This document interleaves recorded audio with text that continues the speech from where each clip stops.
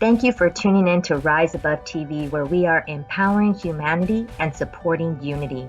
You're watching Real Talk, Real Men, the place where men gather to talk about topics they typically don't talk about. Together, these gentlemen will mindfully redefine masculinity.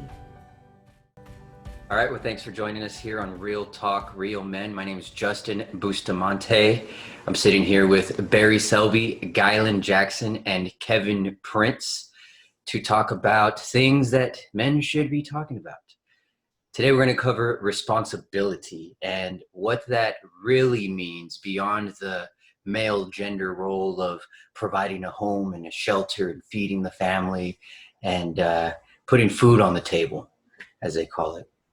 I'll go ahead and start off by saying that life gives you a couple kicks in the pants as you progress through the journey on this flying rock. And one of them for me was the birth of my son. You know, up until that point, it was really just working and saving up money so that I could be ready for that. And then once he was born, reality really, really hit, because I had to think about being responsible for the growth of another human. And that meant a lot more than just making enough money to make sure we had a comfortable lifestyle. That meant making sure that I wasn't going to treat him the same way my fathers treated me. And I say fathers because I grew up with a stepdad, and then I didn't meet my biological father. I don't remember really connecting with him until my teenage years. So I had a significant amount of time with both. Neither one of the relationships I would call healthy. And that aside, they also didn't teach much about like finances, handling money, investing money, managing your anger, things like that. And so after being raised in a house where you were taught to ignore your feelings and tighten your upper lip and this, that, and the other thing, responsibility for me ended up being to identify and change or adjust what I could to prevent that from happening. And I had to go beyond my career or anything I was doing at the time. And I put a lot of what was going on in the military and with my wife at the time, but that's aside, to just focus on not being who my fathers were. And for me, that's really where responsibility lies for me as a man, is making sure you're in the right space to receive the kind of love you're asking for, you know, and finding a way to be what you want other people to be, you know, the whole be the change you want to see in the world kind of approach. I don't know how closely any of you guys can relate to that, or if you have a completely different version of responsibility that works for you. So I'm going to follow the old adage that we should probably go age before beauty. So Barry, if you want to lend us your expertise on the subject, start us off with a bang. I'll take the one in yeah, okay. I can relate to a lot of what we said in some ways, because being raised English, I'm from England, emotionality wasn't something expressed by the men. You know, we were sort of subdued, polite, you know, stiff upper lip type stuff. That was English. That was the way of being English, you know. And coming from a Jewish family, which was more reserved because we weren't a majority in that part of growing up, I felt this restriction, like I couldn't. And the things also, and add to that, I was also bullied in high school. So showing emotion was like I had to keep it toned down, keep it contained, keep it suppressed. So like act like I was fine, you know, like everything's fine. So that was my upbringing. So I didn't have a sense of being able to express anything really until I was in my 20s, and I actually moved out to the States and had my first experience in a seminar. But one of the things that comes up when you first introduced the topic for me was one of our responsibilities, I believe, is responsibility for how we impact the world. Because one thing I'm aware of a lot of other people out there, we do things to, like, you know, to make our way and to have a success or have a relationship and have all these things. But so many of us don't necessarily become aware of how we're affecting other people, the environment we're in, the society we live in. And it's like, sometimes it's a big step to go, how is it our life impacts others? that responsibility. So I want to put that on the table just to sort of put in the discussion as well. Awesome. Gylan, what do you got for us on responsibility as a man? So it's so interesting, right? Because I had a daughter out of wedlock. Both of my daughters out of wedlock from two different women. And hearing you, Justin, talk about like your father's not being there. I mean, my father worked, but he was there. And so when I had daughters, I didn't feel that sense of responsibility around a kid. And it was the weirdest thing in the world. And I think part of it was because my sister, I was 10 years old when my sister was born. So my parents worked. So it was her and I all the time. So for me, it felt like having a kid was the easy part, but not understanding my relationship with my daughters or the relationship that I had with either their mothers is kind of like where not until, you know, maybe 4 or 5 years, I've got over a lot of the pain that, again, and we talked about this last time, that was self-inflicted for me, right? So being responsible is, in my eyes, is just being a good human first, but loving myself first. Mm-hmm. And realizing that a lot of these things that I was going through was because I lacked self-worth and self-love, because it's always come easy to me. Feeling like I was great, thinking that I was cute, being able to dance, being able to talk to people, sales, marketing, it just feels like it's so easy. And I had to give myself a story. I had to give myself drama and pain, because without that, I didn't feel. And it's so weird because I'm loving and I'm caring, but now I understand that the programming that I put myself through, some of the stuff that my parents did with me, kind of all led to now. And the fact that I can even talk about this, right, is on a whole nother level, because I didn't realize it. I didn't realize that it's okay to have an easy life. It's okay to have a life where you wake up in the morning and you haven't been abused by your parents, mm-hmm. and your parents are pouring into you, and they're not cussing you out, and they're not saying that you're not worthy, and I'm not having to live up to something. However, it's so weird because I've always wanted to live up to my parents, right? But that responsibility is understanding. Will Smith is in the weirdest way become a great philosopher, right? It's not your fault, but it is your responsibility. Will Smith says that. It's not my fault. It's the things that I had gone through, the things that, you know, I went through with the mothers of my daughter. It wasn't my fault, but it's always been my responsibility. I think there was, I can't remember the gentleman's name that was on there last time, but what resonated with me is he said, you know what, tomorrow I could wake up and be whatever I wanted to be. And I think we have to actually, I feel that I have to take care of my responsibilities first. I have to take care of myself first. And I think if I take care of myself first and I treat everybody with dignity and empathy and sympathy, and I communicate, then that's responsible.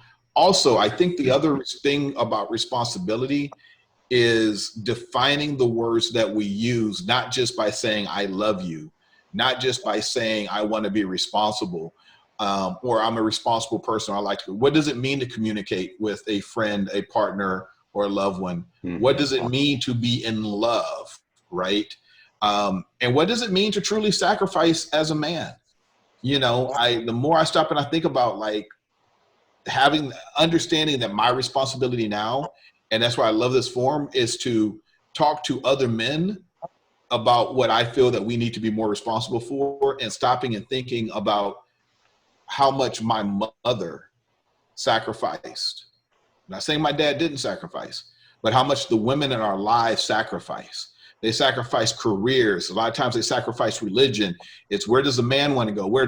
And until as men, we can talk about those challenges and understand that maybe we need to sacrifice a little bit more or a lot more for women and for the people in our lives and not be so self-centered, I think we have a responsibility for that. So it's a longer piece. Yeah. And I think we have a huge responsibility to be men, not from the standpoint of look at me, I am man, but look at me, I am compassionate. Yeah. And if I need to leave my job for my wife, maybe we can change all of our stars that have happened for the past 5-10 generations, because finally I'm doing something different. Exactly. That's awesome, man. Hey. Preach! Oh my God, I just can't even handle it over here right now. My God, Kevin, that's gonna be hard to follow up, man. So no, Kevin has a good but I just want to add that you mentioned something there that really touched, or that I can really relate to. So it's okay to not have a laundry list of traumatic experiences growing up, and it's okay to be happy. Excuse me. I was working with a client the other day who needed some help around feeling as good as she can feel during her meditations, because and carrying that with her throughout the day, because she feels like she's taking advantage of the happiness, the bliss that she's been able to find. It's like, no, you did a lot of work inside yourself and inside your mind to even have access to this frequency. Relax a little bit. Yo, it's so weird. And just real quick, Kevin, and I can't wait to hear you, man. I haven't heard from you in a while. But I've basically been 10 years in this little cocoon of Guyland trying to find something that he never needed to find, but now I'm okay. Like, okay, shit, I found it, whatever it was, right? Yeah. But the fact that so many people are out of work, and I have a pool manufacturer that I'm working for, and I'm making a lot of money, and I'm extremely comfortable right now. And I've even told my parents, like, man, I feel a certain kind of way. And I'm like, why do I keep on going back to, I need to struggle? Yeah. Like, why can't I just live here? Exactly. Let me just, why am I looking at everybody else and saying, damn, and I don't know if it's a cultural thing, right? Got it. Yeah. And so I'm dealing with that, but I'm so grateful to be where I am right now. So, Sometimes people carry a sense of guilt to be more successful than other people. Somehow they feel like they cheat the system, or they've done something wrong, or they don't deserve it, all this sort of stuff. We all carry that's what held me back for a long time, was feeling like I was cheat. If I worked in sales, and I have the gift of gab, so I can be pretty good at it. And I would feel bad being the top sales guy because I didn't want to feel like I was cheating anybody out. So I read the books, I saw the courses, and I saw the sleazy techniques you could use to put someone in a corner, and I just couldn't do it. I was just like, no, I'm just going to stick to a product that I love, and I'm just going to talk about it. And that seemed to work. But yeah, I struggled with this whole idea that in order to be successful at a certain level, I had to be that, I had to become that or something. And it actually kept me from achieving, the life that I wanted to live. Kevin, I'm gonna hand the floor over to you, man. Yeah, we're getting lots of good stuff here, man. Let's go. Let's do this. Keep it rolling. Yeah, so I'm the one with the least amount of experience for this go around right now. He just called us all old guys. No, but I'll be 30 in January, and so when I think about responsibility, one of the things that I've been learning just through my experience is just like Alan was saying, it's a responsibility to know what it like Will Smith said, it's not your fault certain things happen to you, but it is as far as your responsibility to do something about it. One of the things that I see so many of our men do is that when we feel emotionally, hurt about a lot of things, we withdraw. And when we do that, we withdraw from our whole family. And so they're sitting up there, the wife is just all like, what's going on, all these different things. And we feel like we got to withdraw in order to figure it out, not realizing that a lot of what ends up going on is a lot of self-sabotage and a lot of toxic behavior, a lot of stuff as far as from, the past. And like with me, one of the things that I feel like being a rapper or a creator is almost like my little super suit, because it was all like when people see me perform, they wouldn't know that I have issues with my own value.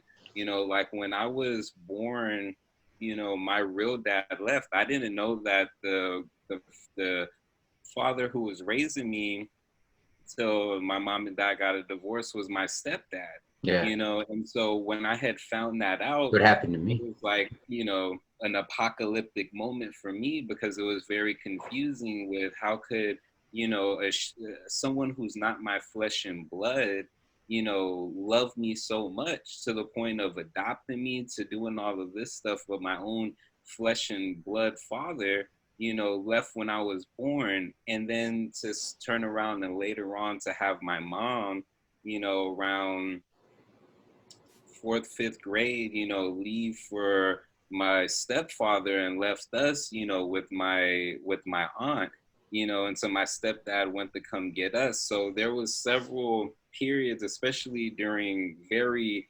important, like that 0 to 7 age range, as far as when things like stick to you, you know, that carried on, you know. And it's one of those things where I was a very observant person. So in the first grade in elementary school, they had books that I can literally check out and see people that look like me hung, you know, like people that look like me, all these different things. And so the first time that I got called a nigger was in the first grade by a Hispanic boy. And when I went home to tell my mom, she was just all like, well, you are a nigger, you know, as far as from Oh, what her meaning, as far as what she thought that that was. But for me, from what I had read, this wasn't something, you know, to hear my mom tell me that, even though from what I see and read, when I seen that word associated with, you know, with people that look like me, it was something negative. So here I am growing up, wondering why, like, my real dad, you know, left, wondering why, you know, my mom would think it's okay to tell that to her son, you know, in the first grade, why all of these different things happen. But to me, I realized part of that responsibility is realizing that there's, you experience these things because you're this light, whether that is for, you know, another family member, whether that's for your future child, whether that's for, you know, a group of people. Like I for a long time, it took me taking that responsibility to find out why I felt those certain ways, because that led me to being the most that I weighed in my life and doing a lot of these toxic self-sabotaging behaviors, even in my relationships. You know, I would feel like it doesn't matter who I'm with. How could you love a nigger? You know, how could you love someone who, you know, their father, you know, left? And so I would automatically just not feel like I was, you know, worthy, you know. And so that responsibility is taking the time out to understand my own feelings, and then, you know, go forth and be in, you know, be in circles that help nurture, you know. So me, I yeah. always am drawn to people who are older than me, you know, because that lets me know, like, it's going to be all right. You know, when I hear other people's stories and I hear what, like, people who are double, triple, like I was just, you know, hug my grandfather the other day who's like 95. And I'm just all like, wow, like here I am about to be 30. Here he is, you know, like triple my life, you know, and it's just all like, that helps me put things into perspective. And I really feel like, and the responsibility is to put your perspective out there, because it's kind of like, you know, the kids in the classroom where you have the one person that, you know, raises their hand, but like everyone else had the same, you know, question. I feel like it's that responsibility to put out our perspective so other men, you know, and women can be able to see, like, we need, you know, for ourselves to make sure that we're doing what we need, but we also need to have the patience and to be able to express to our significant other the things that we need. And that's a part of having that responsibility of taking the time to get to know yourself. For sure, dude. I love that, by the way. I didn't, that's the first time I've heard your story, and that's an amazing story. Oh my God. So props to you, man, and everything you do. It helps. I have your book, actually. Kevin Prince has a book out. And I've been flipping through it. And for me, I try to appreciate just every piece of art and things like that. This is it right here. Ideas of Illusion. Yeah, it came in. Yep. And for me, it's I always try to find, I love trying to find the passion in other people's passion. So when I read poetry or I read a book, I'm always asking, I wonder where the energy for this came from. I wonder where they found the pain to write about this. I wonder where they found the excitement to fuel this music or something like that. And it's always fun to kind of play with that inside you. And I was thinking about you today. I was flipping through it.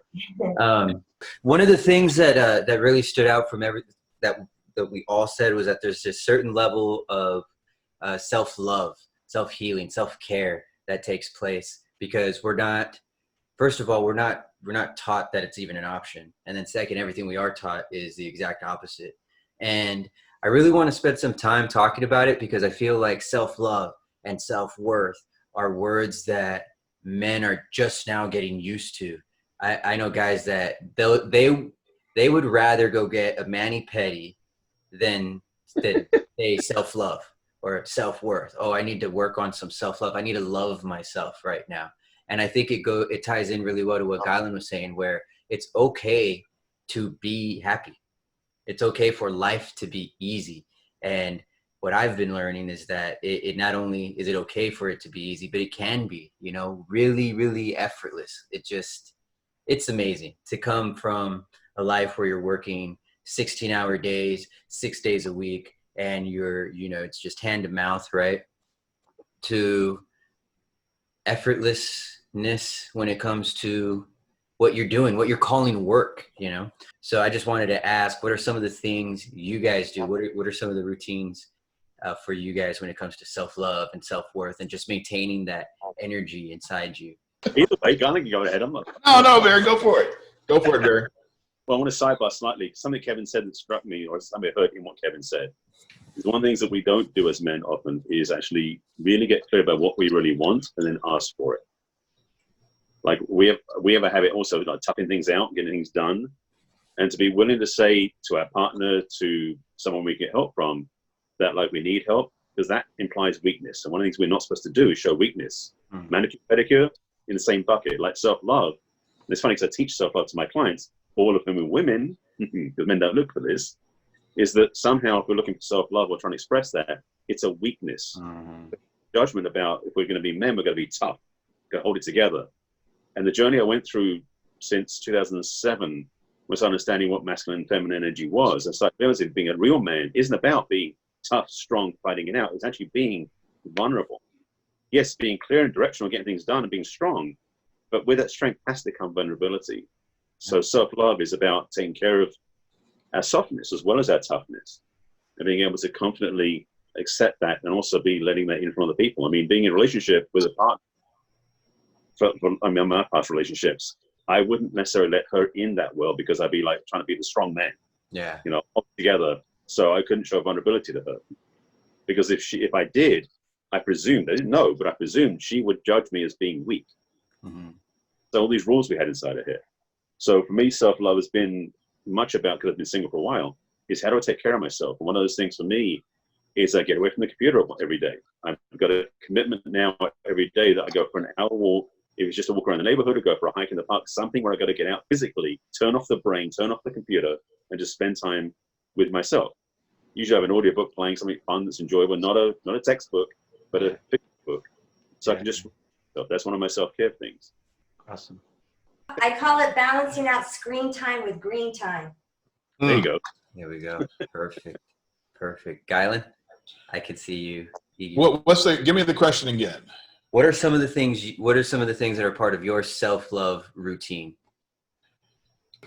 Man, I don't know if I practice it enough, right? Which is getting out and walking, right? I mean, getting outside. And now what I'm starting to do, like Subway's down the street. So if I want to go get something to eat, I'll walk down the Subway, you know, and just take that time to relax. But my major self-love thing is there's so much content on YouTube, right? I mean, like if you want to do open heart surgery tomorrow, you can learn how to do open heart surgery on YouTube. Now, doesn't mean you're going to be successful, but you're going to learn how to do it, right?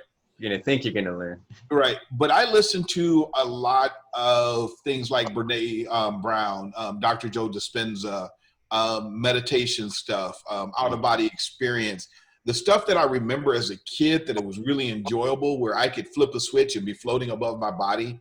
I want to get back to that as an adult, as a 48-year dude with all this stuff in his head. I want to get out there and be able to do that. So for me, practicing self-love and self-care is really just, at the end of the night, just allowing myself to continue to learn emotionally and spiritually.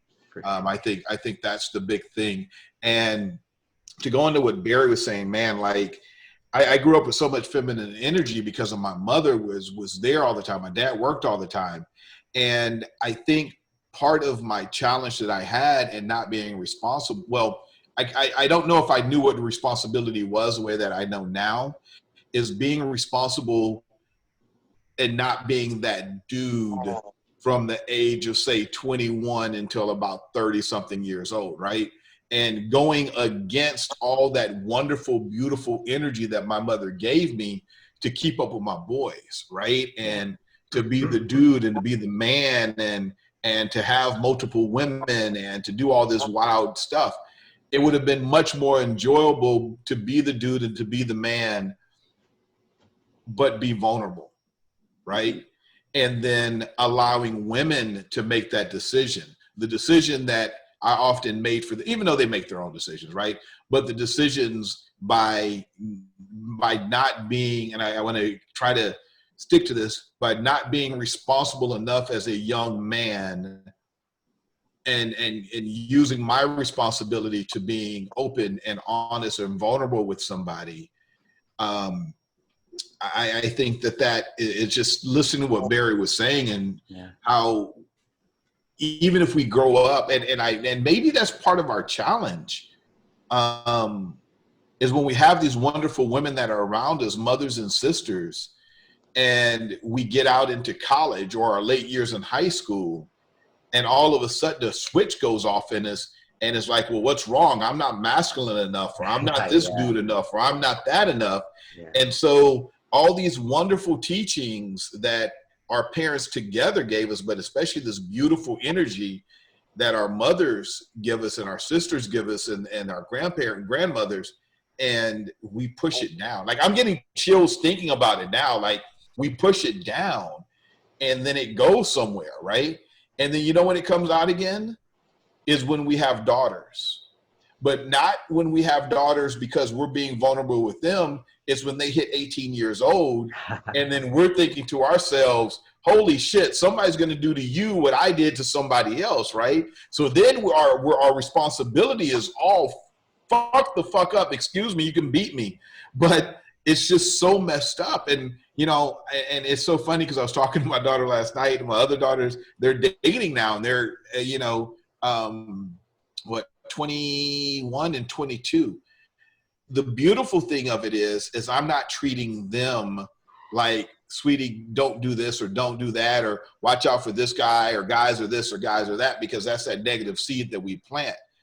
I've learned to be that sounding board because it's my responsibility to show my daughters that you can have a dad that was not perfect, but he is a better man now because he's made that decision, but also because he has two beautiful young ladies.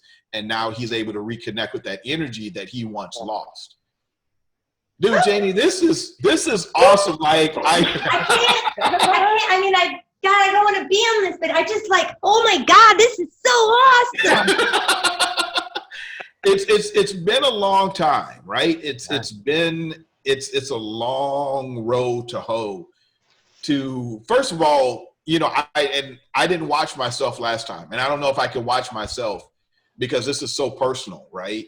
And I don't want to get in my head about what somebody else is going to think about my my masculinity or my femininity or what I'm teaching somebody else or what I'm saying, right? Yeah. Because we live in this echo chamber of we should be saying this.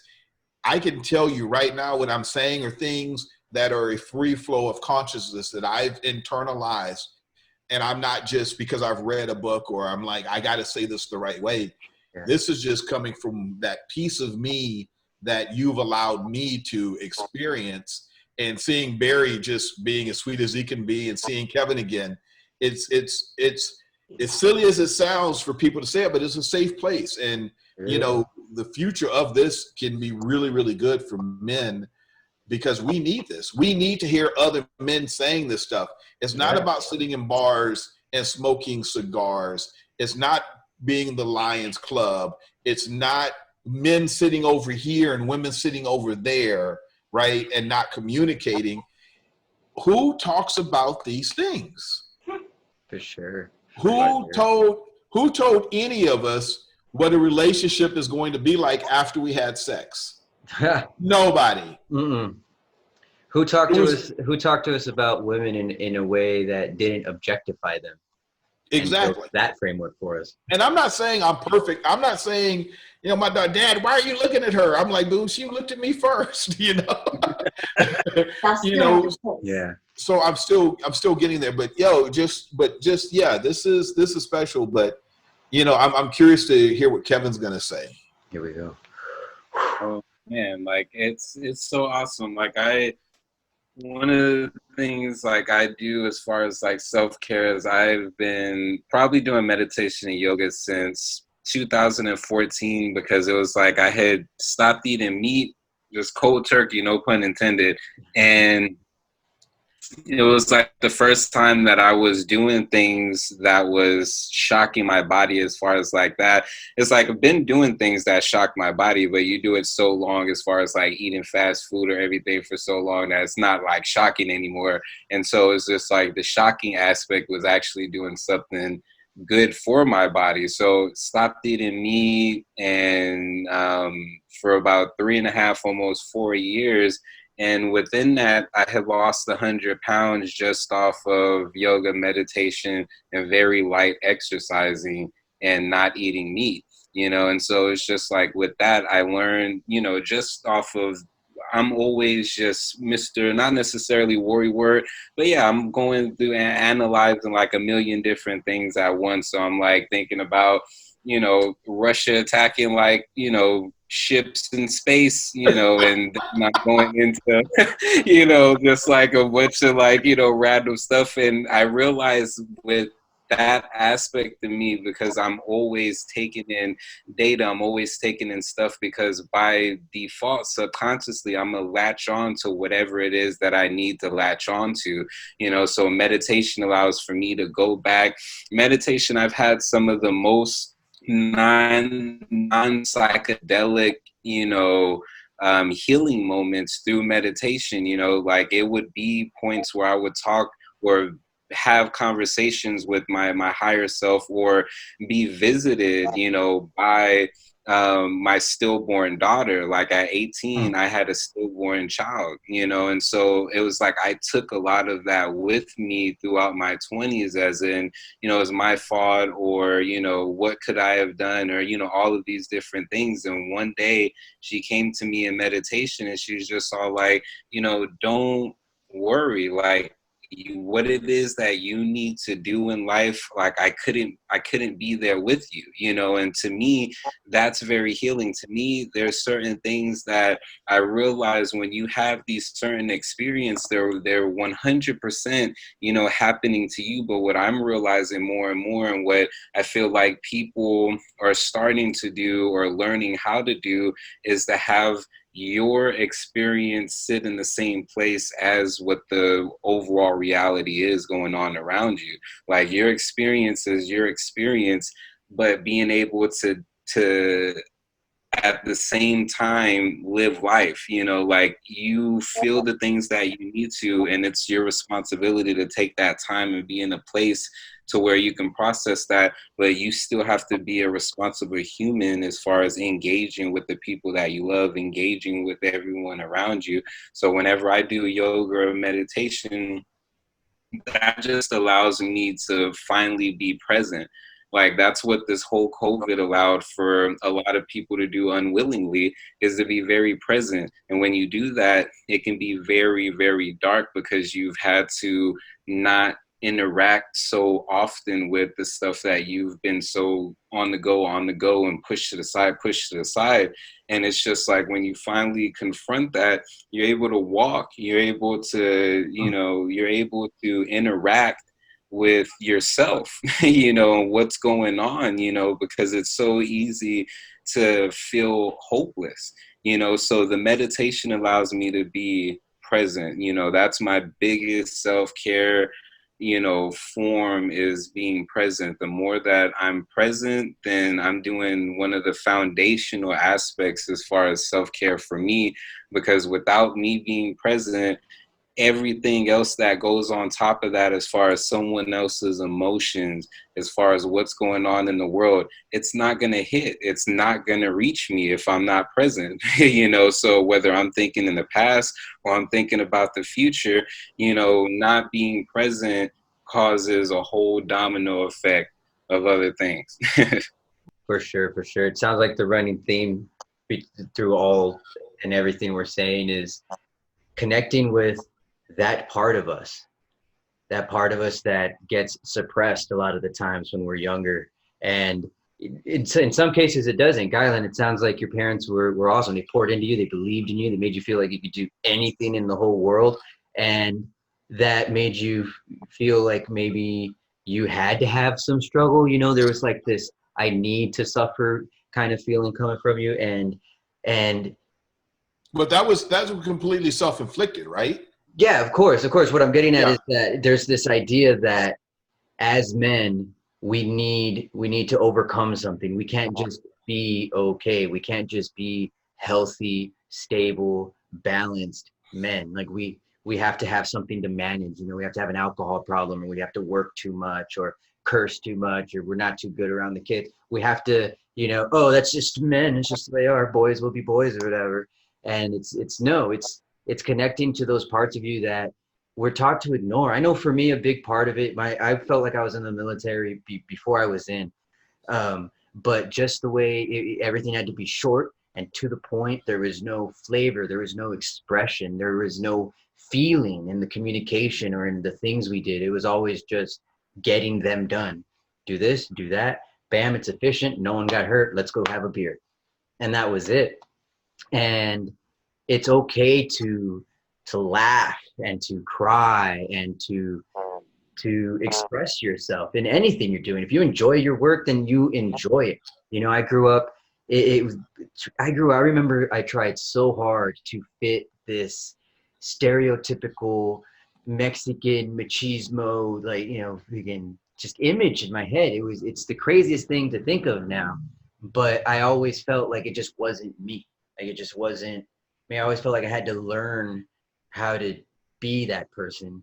And it caused this struggle inside myself where I didn't feel like I should have to learn to be myself. I should just be able to be me, and I should be able to be me around a bunch of people who are okay with them being themselves and create the space for something like this, and I think that's when phrases like "you are the company you keep" come to mind, because I spent last weekend around an amazing group of people, and each one of them could be an example of where your energy can be after you reach a certain point.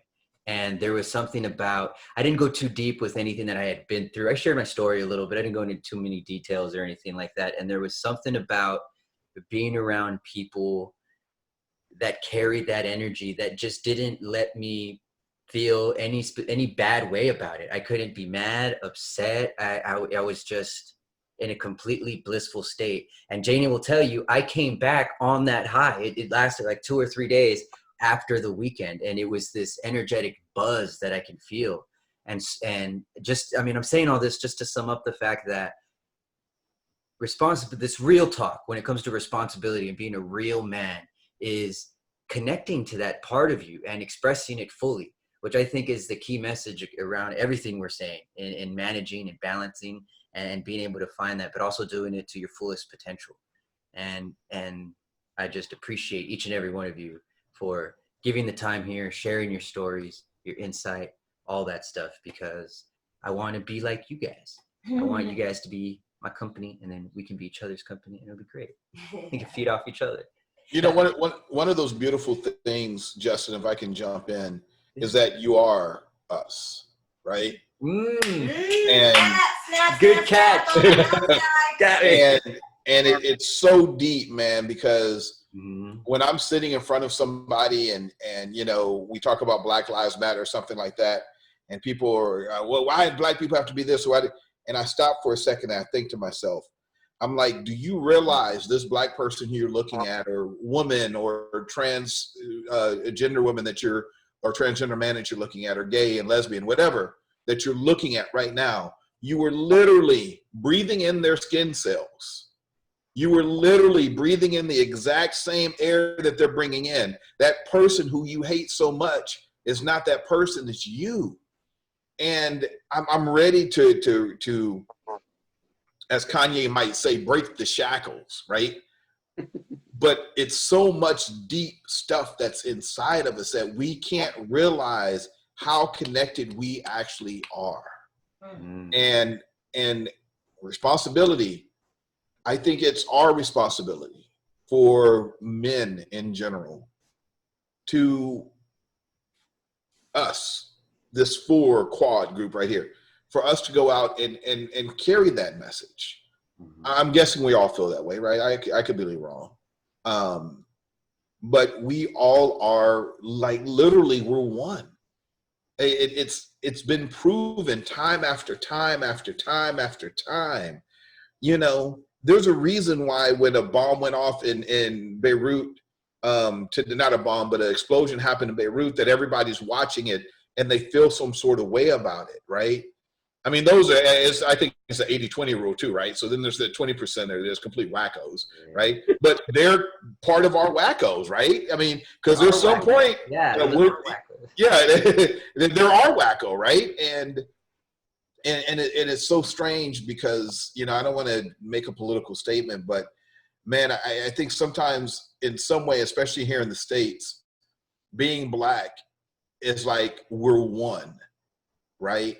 And I think sometimes that may get lost in the message, is that by hook or by crook, because of the color of our skin, we're forced to be looked at a certain way. And we've taken that bag, right?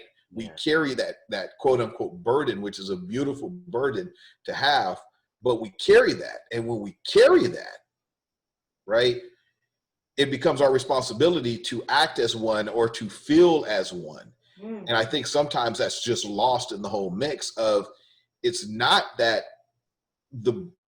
something went off in Beirut, it's that we're one. We saw that. We felt that because we were one. We can't escape pain. There's a reason why you don't see pictures from the battlefield. There's a reason why you don't see soldiers coming in. Because if we saw that type of stuff, and Barry, I don't think you were in the military, were you? No, but Justin, I mean, think about it. Like, imagine if every single day we saw caskets draped, if we saw servicemen being because it would then be our responsibility to be better humans on a daily basis. We break the shackles of control. And when we break those shackles of control, man, and that's that being happy. Like, we're not supposed to be happy. What is that? There's another piece on that. You talk about that thing about the shackles and about that sense. Is that for some of us, and maybe it's the white disease. I'm not sure.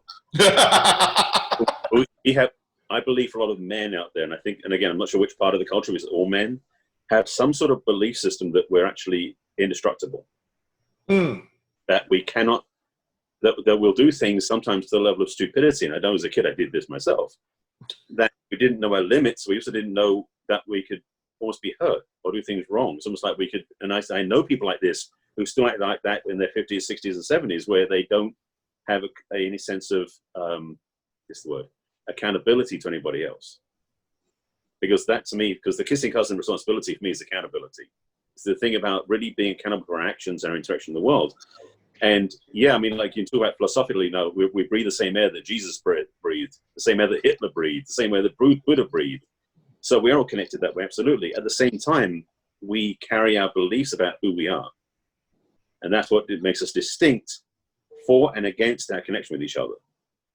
So having understanding that we can choose, or should say, we have a choice to be more in oneness or to be more in separation.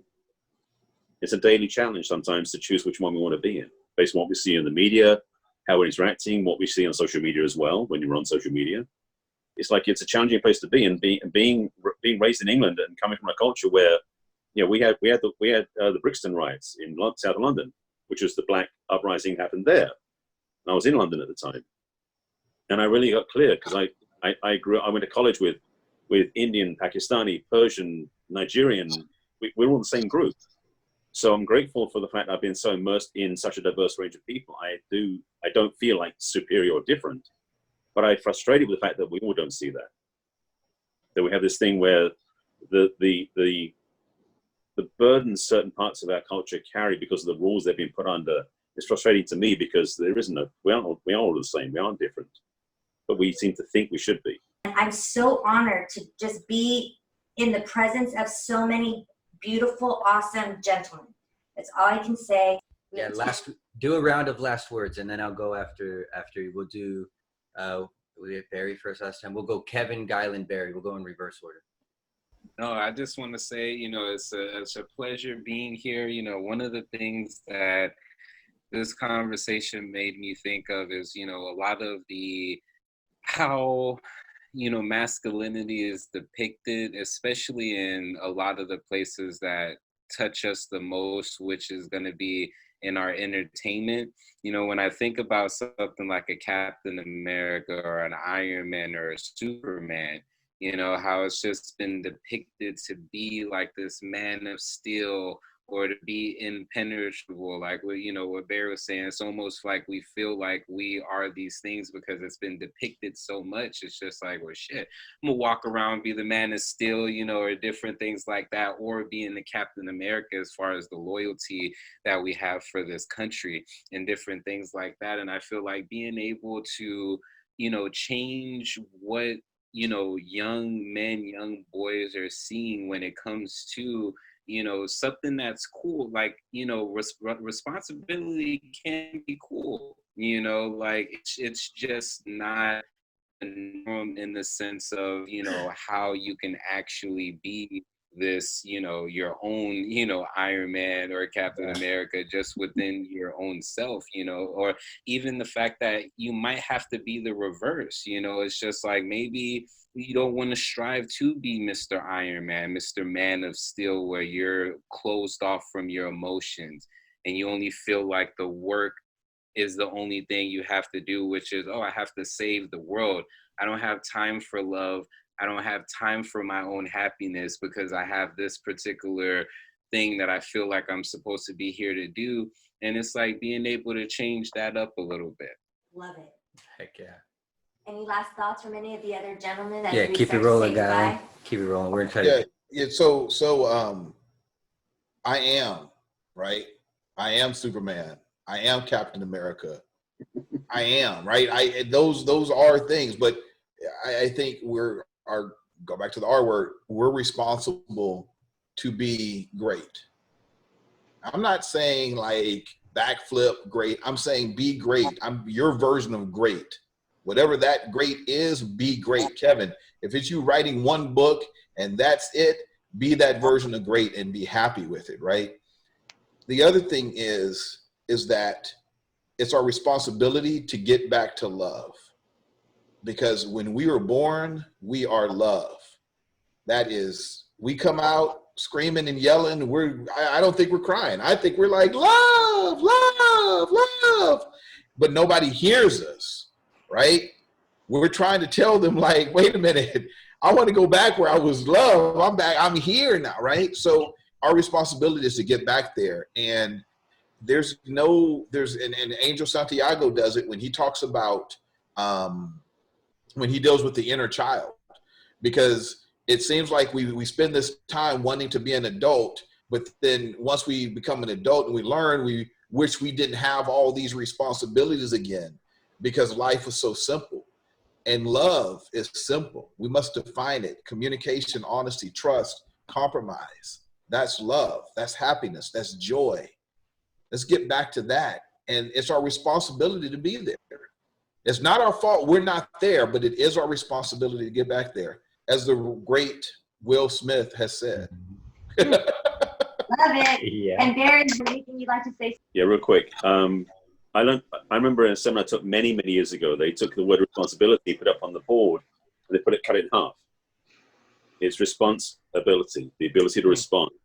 I think one of the things that we can take from this, that we can all take from this, is that when we go out in the world, it's our responsibility to respond to what's happening around us, to contribute, as you said, Galen, to be more loved, not just to be more loved, but to show it in the world, to express more compassion for other people, to be more kind when we're in traffic, to be more polite when you're in line and people are wearing masks and all sorts of stuff. It's like, how do you become more caring in interactions with other people around us? That's how we can lead, I think, be responsible masculine men in the world, is how do we serve in a more powerful, positive, and contributory way in the world?